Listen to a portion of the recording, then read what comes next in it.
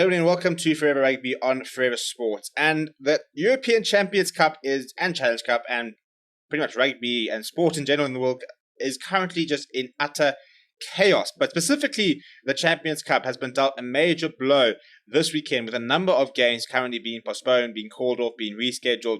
And what was supposed to be a weekend of pretty much blockbuster rugby, well, most of it's now almost been pretty much postponed. So it is a bit ridiculous. And very sort of contentious postponements and decisions that have been made over sort of the past week, stuff like that.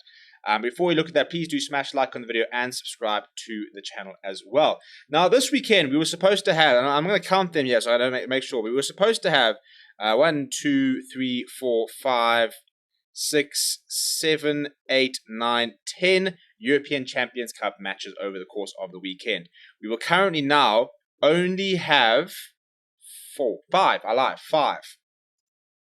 matches at the moment will be played this weekend because of the various. So pretty much half the matches have all been called off as a result of various issues, stuff like that. I think there's actually more than 10. I don't think this actually includes Leinster. So it's a mess. It's an absolute mess. Now the European, the EPCR, the European Professional Rugby Club Rugby Union, has come out and said, as a result of the travel ban, which is happening between UK and France, where France is not allowing anybody out the country, basically, to the UK, with no exemption for professional sport or elite sport, they have actually had to cancel. They have postponed all matches between UK and French sides within the competition, which means that Bath versus La Rochelle, Sale versus Clermont, Scarlets versus Bordeaux, Toulouse versus Wasps, and Stade Francais versus Bristol have all been postponed in the Champions Cup, whilst in the Challenge Cup, Worcester versus Barrett and London versus Brive are also all off at the moment. Now, this comes a couple of days after we saw Leinster versus Montpellier ruled out, and what was quite contentious about that is that Montpellier Leinster were forced to were forfeited the game 28-0 after discovery of new positive test results. Although apparently Leinster was saying that that they could have actually played the game, but so it's quite a weird sort of situation with that, with Leinster sort of asking why, because the game's been called off through no fault of them. So why are they having to forfeit this game? So it's all become a bit sort of muddy. Ospreys versus Racing. Racing 2 has also been called off, with Racing having awarded a 28-0 victory as well. So, personally, for me, they should just scrap the entire weekend. They should postpone the entire weekend. I mean, it's ludicrous that a weekend that I think we're supposed to have about 12 or 13 games are only going to have 5. And then you look at like 2 or 3 games which are now being forfeited and stuff like that under very muddy circumstances. It's all a complete and utter mess.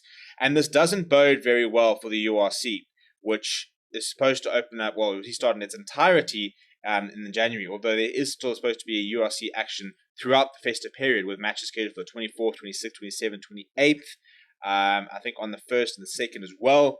There's a lot of matches scheduled for the URC, but at the moment, matches are just being called off left, right, and centre, and I don't quite understand how, in the middle of all this sort of circus and stuff like that, why they have not just made an executive decision to just postpone the weekend, just cancel the entire weekend. You've got less than half the games being played. You're having games being forfeited, despite teams saying that they can field teams. It's all a very, very messy situation.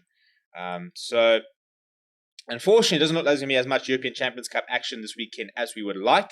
We will try and be live for a couple of games. We've still got, at this stage, Ulster taking on Northampton Saints tonight. We won't be live for that, unfortunately, but we will try and be live tomorrow for Harlequins versus Cardiff. We might try and do Munster versus Castro as well. And we might try and do Leicester versus Connacht on Sunday.